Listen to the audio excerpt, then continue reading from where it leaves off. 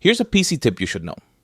If you have this lock screen status on your PC and you want to deactivate it, just follow these steps on how to remove this annoying lock screen status. All you have to do is go to your settings. Once you're in the settings, go click personalization. Then look for lock screen. Once you're on the lock screen page, look for lock screen status. You can see a drop down, change it to none. Let's check the lock screen. Let's lock the PC and see if we still have the lock screen status. There you go, easy.